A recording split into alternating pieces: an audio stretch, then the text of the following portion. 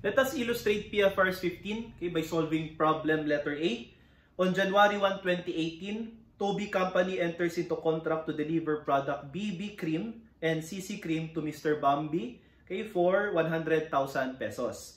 The contract requires that product BB Cream to be delivered first and states that payment for the delivery of product BB Cream is conditional on the delivery of product CC Cream. The relative stand-alone prices of product BB Cream and CC Cream are 20,000 and 30,000 respectively. The consideration of 100,000 is due only after the entity has transferred both product BB Cream and CC Cream. Okay? So, let us apply the 5-step model provided by PFRS 15. First, identifying the contract with customer. Is there an approved contract by the party? The answer is yes. So, contract, dito, number 1, contract. We have here the acronym class, 5-step model. So, you have COPAR. Yan. COPAR. Okay? Is there an existing contract between the parties? The answer is yes.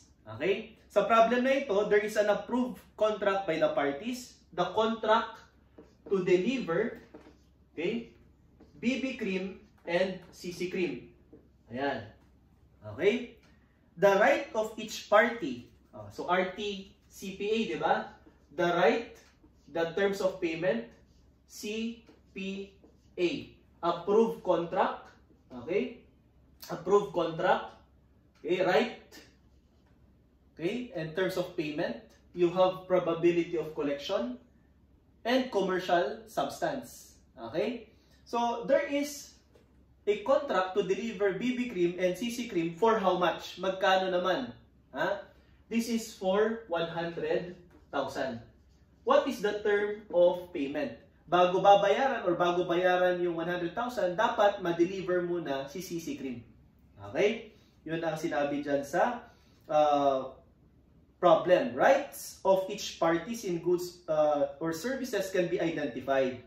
So, yung rights identifiable. Ang right ni Bambi is to receive product BB and product CC. Ang right naman ni Toby is to receive payment after delivering such products. Okay? And terms of payment in goods or services can be identified. Ayan, terms. Ano yung terms niya? The payment in full amount due only after Toby delivered or transferred both product BB and CC. Ayan. Is there a commercial substance? Meron po bang commercial substance? The contract has a commercial substance because the delivery of Toby Company of product BB and CC Cream results in the payment of contract by Mr. Bambi. So, may payment. So, there's a commercial substance. Probability of collection of consideration. Meron bang probability of collection? To which the entity is entitled to in exchange of goods or services? The answer is yes. There's probability of collection which is after the delivery of both product BB and CC. Okay? Now, let's proceed to the next step. Identifying the performance obligation. Syempre, class, the promise to deliver BB Cream and CC Cream by Toby as performance obligation. So, there is series of performance obligation in this case, and the performance of one is dependent on the other. Okay? So, i-deliver si BB at i-deliver si CC. Hence, there are two performance obligations. So, this is delivery of product BB and product CC. So, dalawang produkto yon. Yan. Ang tanong kung dalawa pala yung product na i-deliver, magkano ang price? Magkano ang price? At magkano ang allocated price kay product BB at product CC? The total price, contract price is 100,000 as provided in the problem. Okay? Now, in allocating the price, the transaction price of 100,000 shall be allocated based on the relative stand-alone price of product BB and product CC. So itong si product BB, okay, meron siyang 20,000, okay? Kung yan ang binili mo, 20,000 daw ang price. Si product CC naman, okay, 30,000. So ang gagawin mo lang class, i-total mo yan, so you have your 50,000. So baka maraming units ang binili, kaya 100,000 ang presyo ng dalawa. Okay? Divide this by 50,000. Divide this by 50,000. So you have 40% and 60%. Okay? This 40% will be multiplied, okay, by 100,000. Kaya 40,000 ang allocated price kay product BB. Then 60% times 100,000, you have 60,000 allocated price to product CC. Okay? Ang tanong ay pwede mo na bang i-recognize yung revenue? Ha? Nung na-deliver mo si product BB. Yan. So, step number 5, kasi na-allocate na natin, is revenue recognition. Okay, so itong acronym natin ang COPAR. Okay, COPAR. Yan. Now, delivery of goods yan. Di ba? So, at point in time dapat ang ating recognition. Nung na-deliver mo na, nagawa mo na yung obligasyon mo, you can now recognize revenue. Ang tanong meron ka bang right to collect? Or wala ka pang right to collect? Yan. Kasi kung meron ka ng right to collect, which is conditional, ang ide-debit natin ay contract asset. Okay? But if you have the right to collect, which is unconditional, ang ide-debit mo ay receivable. Yan. In this problem, nung na-deliver mo si product BB, conditional siya. Ha? Wala ka pang karapatang mag-kolekta, you have no right to collect, okay? Hanggat hindi mo pa na-deliver si product CC. Ayan. So, in this problem, the revenue recognition is at point in time. Okay? At point in time. Kapag na-deliver mo na yung dalawang products. Okay? Since customer Bambi has a physical possession of assets due to acceptance of assets delivered by Toby, okay? Toby has the right to payment, okay, for the delivery of asset. There is passing of control, okay? May passing of control at point in time. So yung control class sa paggamit, okay, benefit ng product BB, o pwede nang gamitin ni Bambi, di ba? Okay? So meron na siyang control doon. Pwede rin nang ibenta, kung gusto niya ibenta, pwede niya ipamigay, may control na doon. Okay? Pero yung collection, gagawin pa lang or pwede pa lang siyang mag-collect kapag na-deliver na pati yung product CC. Okay? So instead of debiting, no, receivable, ang ide-debit class ni Toby nung na-deliver niya ang product BB cream ay, okay, contract asset, hindi po receivable. So let me at this point, okay, discuss, no, yung concept ng contract asset and contract liability. Okay. We have here a contract asset, okay? Contract asset if, okay? So you have a presentation, no? I-present natin. Presentation. Okay? You have contract asset. As the name implies, it will be presented in the asset portion of the balance sheet, okay? And you have contract liability. Okay? Una, nagkaka-contract liability ka because of this contract. Okay? And due to payment, okay, made by the customer prior to the performance of obligation. So, dito, customer, nagbayad na. Okay? Ikaw naman, entity, okay, prior to performance obligation. Okay? Performance obligation. Hindi mo pa nagagawa yung obligasyon mo. So, kumbaga para siyang unearned revenue. Di ba? Already received but not yet earned. Okay? So that's contract liability. Ha? Customer, nagbayad na. Entity, wala pa pong obligasyon na nare-render. Yan. Ngayon, with respect to contract asset, okay, or revenue, or rather receivable. Ayan, receivable. Contract asset or receivable. Okay? Kailan mo mare-recognize ang contract asset? So dito naman, okay, the entity, okay, already rendered, okay, its obligation. So meron ng performance obligation prior to customer payment. So kahit hindi pa nagbabayad si customer, basta't na-render mo na ang obligasyon mo, you can now recognize, okay, revenue. Okay, pero kailan ka mag-debit ng contract asset? May pangatlo pong element, okay? You have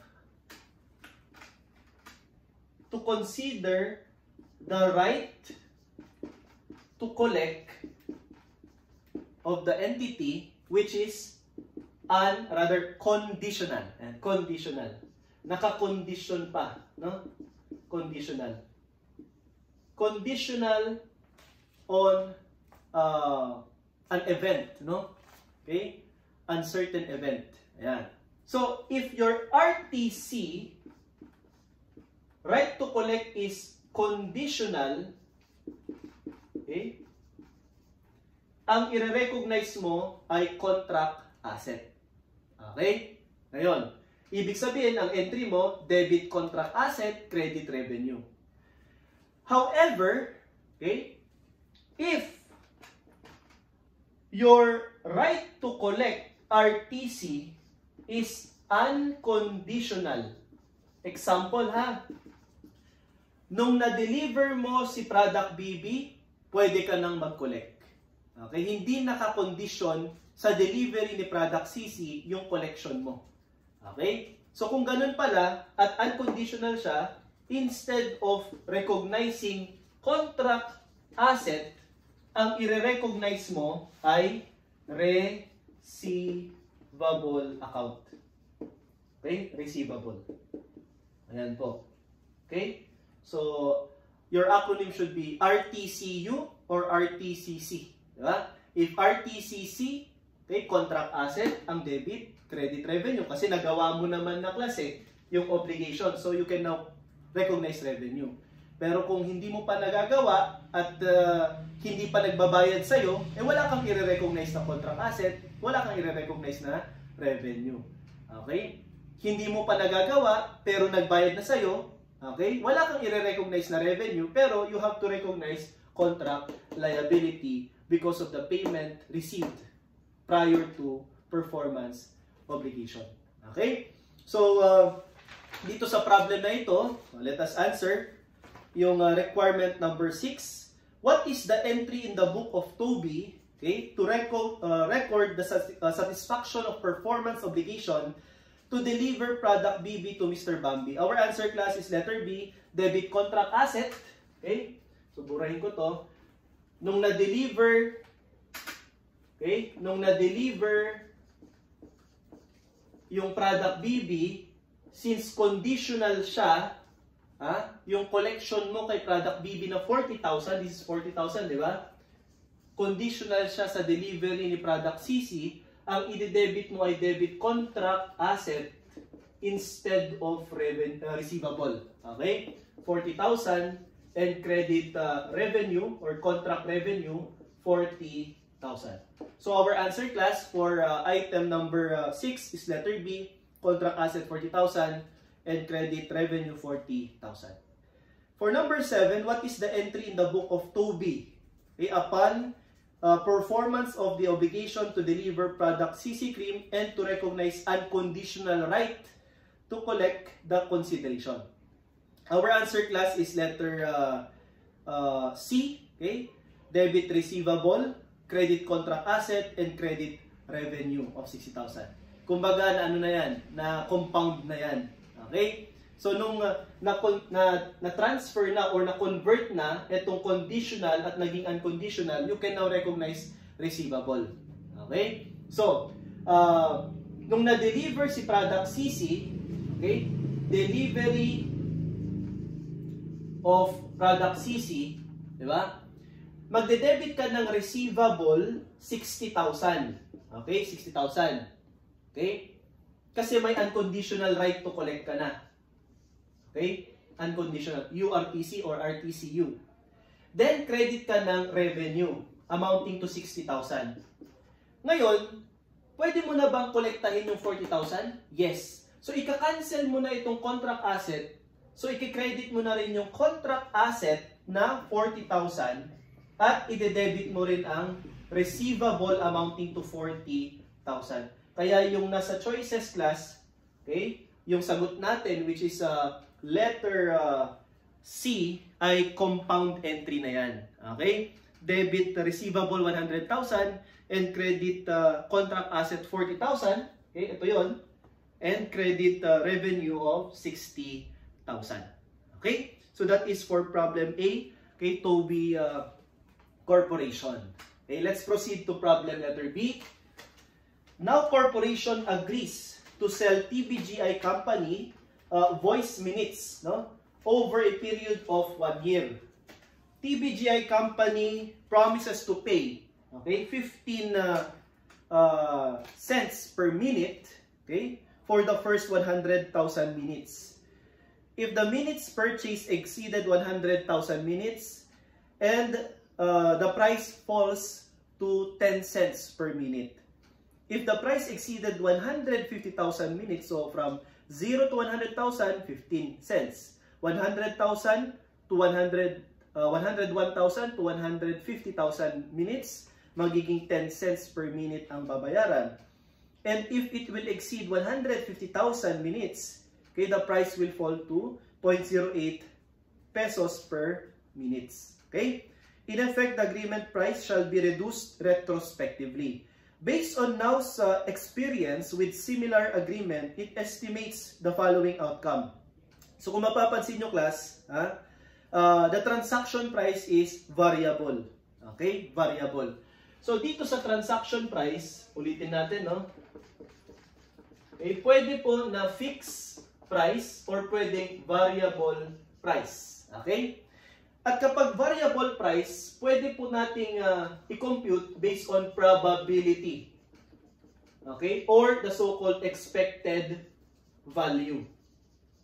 Okay?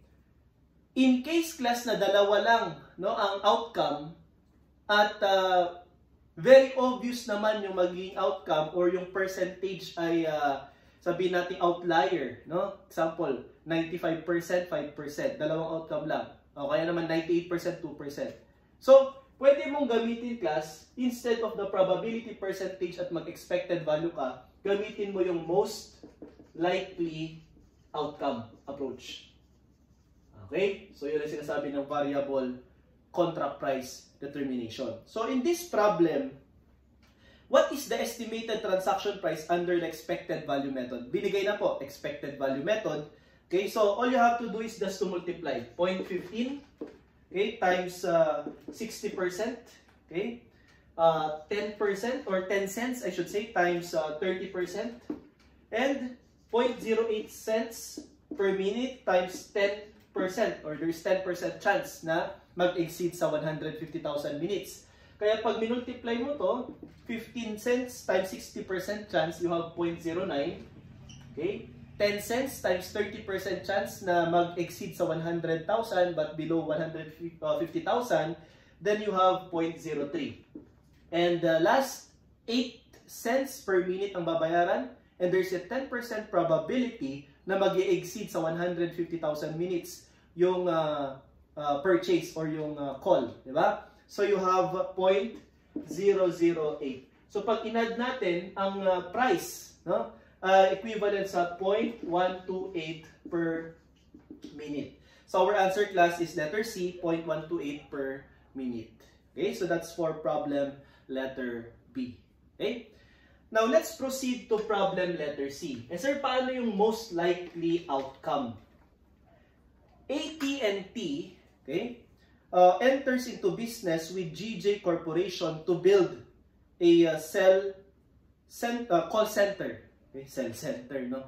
AT&T company will receive payment of 200,000, okay, if completed on time, or 150,000 if completion is delayed. So 200,000 daw ang babayaran kapag on time. Okay? 150,000 naman ang babayaran kapag delayed. Ayan.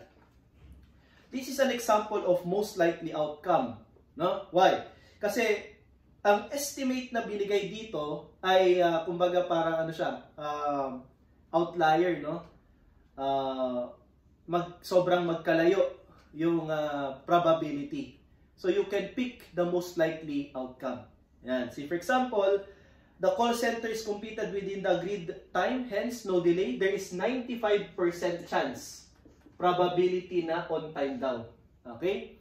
And there is only 5% chance na madi-delay. So kung ganito class, applying the most likely outcome, ang sagot dapat natin, the transaction price is 200,000. Okay, 200,000. Huwag mo nang i-multiply sa kanilang probability percentage. So that is for most likely outcome. So i-apply mo lang yung most likely outcome class kapag dalawa lang pinagpipilian natin. Okay? So that's for number 9, letter D, 200,000. Okay.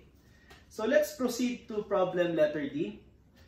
On January 5, 2018, Labron Company enters into a cancelable contract to transfer product Mamba shoes, okay, to Mr. Earl Jimsy on April 5, 2018. The contract requires that Mr. Earl Jimsy pay consideration of 2,000 in advance on January 15, 2018. Mr. Earl Jimsy pays the consideration on March 5, 2018. So hindi pa niya binabayaran sa agreed date na January 15. So March 5 pa. Then Labron delivered the product on March 31, 2018. So the performance obligation was only done, okay, or rendered on March 31, 2018. So doon ka palang magre-recognize ng revenue kung ikaw si Labron. So dito sa number 10, what is the entry on January 15, 2018? Class, cancelable daw, no? Cancelable yung contract. So malay ko ba kung hindi na ituloy ni Mamba Shoes, or rather ni Jimsy, no? Malay ko ba kung hindi na i-deliver ni Labron. Kaya kung wala pang payment noong January 15, wala kang i-debit cash. Diba? Normally, kapag may payment, debit cash, credit sales revenue. Diba?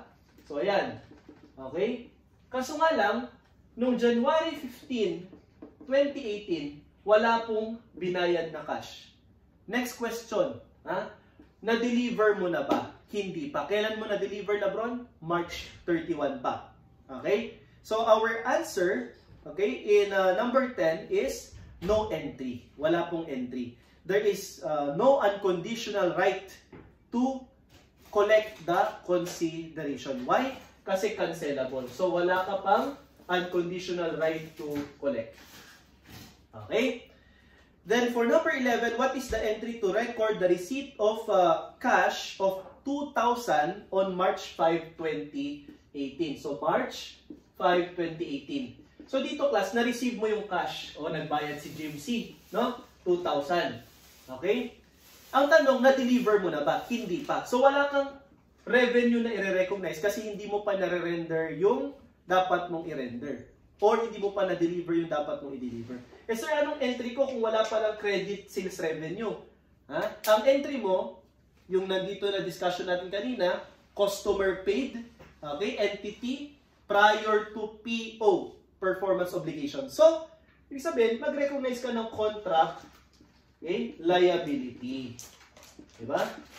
Payment, receive, okay, pero hindi mo pa na-render ang obligation mo. So, your answer here is letter D, debit cash, 2,000, and credit, contract liability, 2,000. What is the entry on March 31 to record the satisfaction, okay, of the performance obligation? So ngayon, March 31, 2018, since na-satisfy na class yung obligation, na-render mo na, meron ka ng karapatang mag-recognize ng revenue amounting to 2,000 at okay, i-close mo na, no? Itong contract liability, i-debit mo naman na debit contract, okay, liability amounting to 2,000. So your entry class is letter C, contract liability 2,000 and credit revenue 2,000. Okay, so that is for problem letter D. Take note, cancelable. Okay, what if non-cancelable? Okay, so kung hindi siya cancelable, ano ang magiging entry natin?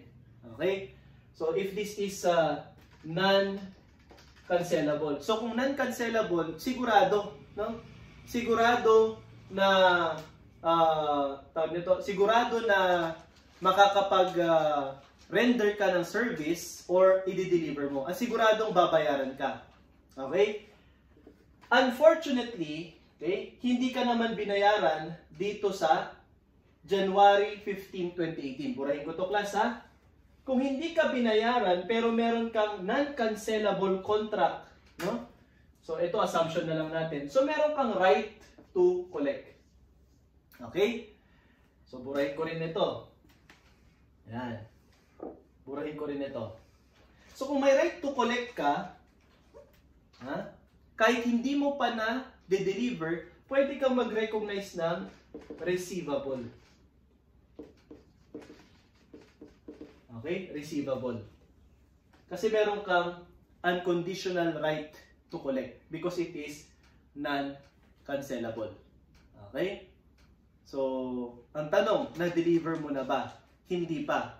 Kailan nagbayad? Nagbayad nung March 5. So, debit ka dito ng cash. Okay? Debit ka dyan ng cash. Now, you have here receivable. Okay? And, credit ka dito ng contract liability. Kasi may liability ka na mag-deliver. Okay? Nung na-receive mo na yung cash, i-cancel mo na yung receivable. Okay? Wala ka ng receivable. 2,000. Sugurahin ko to, ha? 2,000. Ayan. Receivable mo, 2,000. Pero wala ka pang nare-render na di-deliver. So may liability ka arising from contract, which is to deliver shoes amounting to 2,000. Noong March 5, 2018, binayaran ka. So wala ka na ngayong receivable.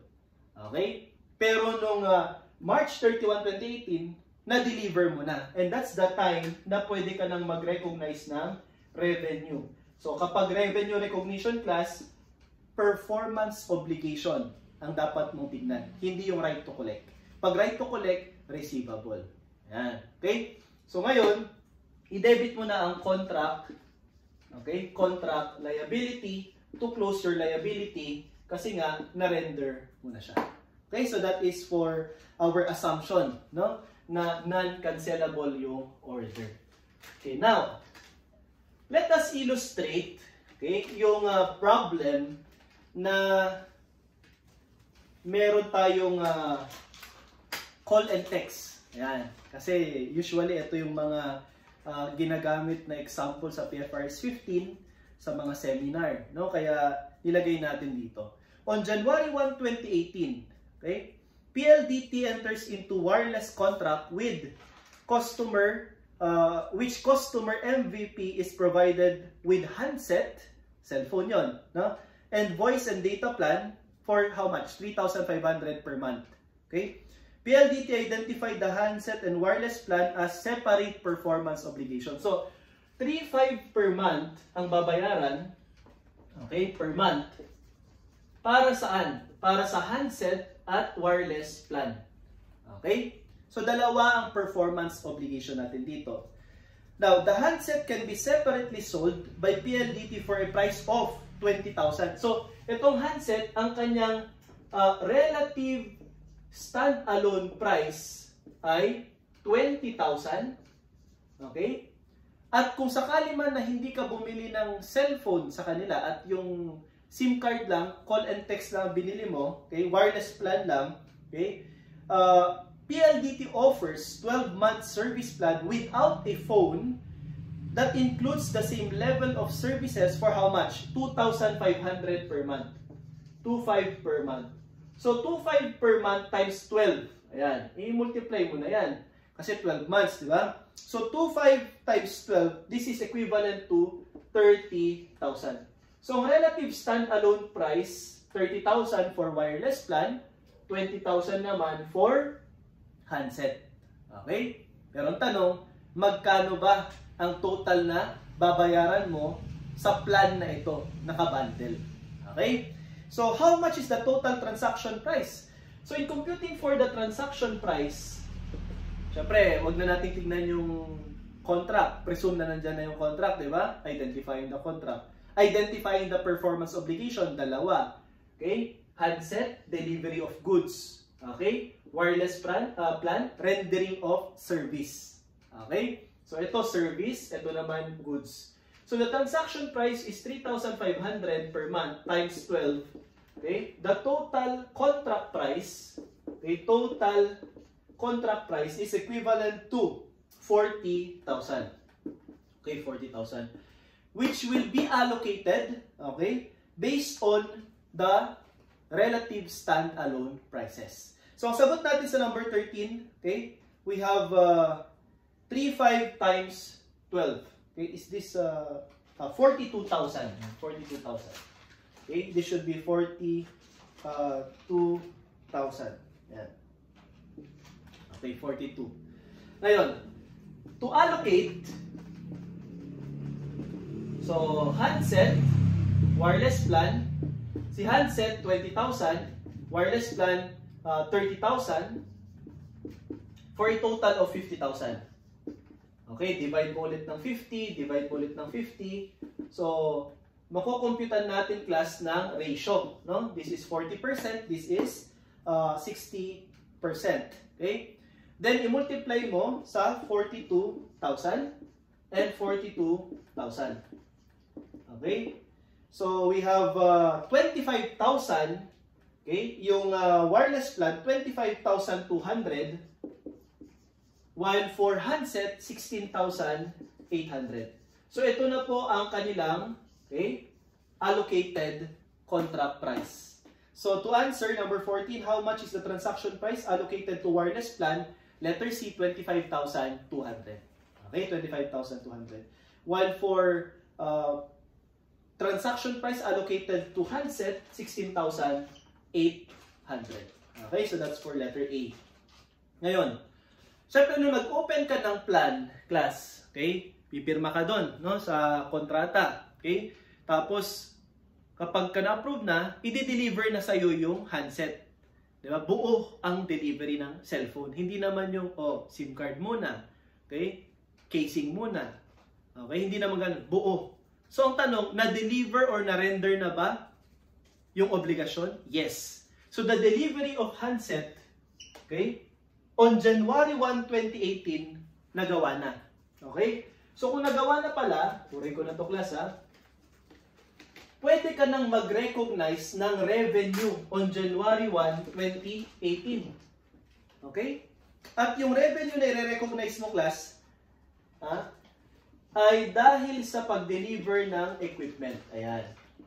Equipment revenue amounting to 16,800. Ito po yun, no? Yung handset. Yan. Pero, okay, wala ka pang unconditional right to collect kung ikaw si PLDT kasi nga, hindi mo pa nare-render yung service. So, wala ka pa nito. Di ba? So, sabi natin kanina, kung ang right to collect natin ay hindi unconditional, okay, instead, it is conditional. Di ba? Nakakondisyon sa pag-render ng service which is wireless plan. Then, instead of debiting receivable, ang isi-debit mo ay contract asset. Ayan po. Okay? 16,800. And the reason behind, again, kung bakit debit contract asset, kasi wala ka pang unconditional right to collect. You have a conditional right to collect. Ayan. So, to answer, number 16, letter C, contract asset, 16,800. And credit equipment revenue, 16,800. And then last, on January 31, So pagdating na ng January 31, 2018, syempre may bill na yan. Okay? Kukolektahin na yung tinatawag nating 3,500 per month. Okay? So ayan. So nung kukolektahin na yan, class, meron ka ng unconditional right to collect. Di ba? Kasi 1 month mo nang pinagbigyan or nag-render ka ng service, PLDT, doon sa client mo si MVP. Whether ginamit ka o hindi, meron naman siyang right to, okay, the said benefits. Di ba? Simultaneous receipt or collection of benefit. Di ba? Ngayon, kung meron na palang unconditional right to collect, may karapatan ka ng mag-debit ng receivable. Okay? Receivable. But only up to the amount na 3,500. Okay? Eh sir, kung 3,500 lang pala yung receivable ko at yan yung pwede kong i-bill, eh magkano naman yung i-credit ko na revenue? Ayan. Yung revenue mo, service na ito. Diba? Service na. Kasi na-recognize mo na yung equipment revenue. So magkano yung service revenue na pwede mong i-recognize? Since your allocated transaction price for the wireless plan, okay, transaction price allocated for wireless plan is 25,200. I-divide mo to ng 12 months, overtime, di ba? Overtime recognition, kasi nga service yan. Ang mako-compute natin, class, okay, ay equivalent to 2,100. So, pwede mong i-recognize sa first month yung service revenue na 2,100. Eh sir, ano naman yung 1,400? Hindi ko ba i-recognize na equipment revenue yan? Hindi, kasi binuo mo na nung na-deliver mo yung handset. So, ang gagawin mo ay i-close mo, okay, over time, yung contract asset. Ayan. And the contract asset, okay, is your asset recognized due to the delivery of handset amounting to 16,800. So, divide this by 12. So, this is at point in time naman ito, no? At point in time mo ni-recognize, this is your 1,400 na contract asset na ibinabawas habang nagbibill tayo ng 3,500. So, your entry here, okay, on January 31, 2018 is debit receivable. Why? Because you have the unconditional right to collect, okay? And credit service revenue. Okay, because you have rendered overtime yung wireless plan, and you have to close, okay, or by crediting, okay, you have to reduce by crediting the contract asset amounting to 1,400. Okay, but the revenue recognized on, okay, January 31 is only for the service revenue, 2,100. Okay, pag tinanong kayo how much is the total revenue recognized as of January 31, 2018, i-add nyo po yung 16,800 at 2,100. Okay? So, this is an example of revenue recognition at point in time and revenue recognition over time. Okay? So, with this, we end our discussion with regard to PFRS 15, okay, contract with customer. Our next topic will be, okay, applying PFRS 15 with long-term construction contract as well as franchise accounting.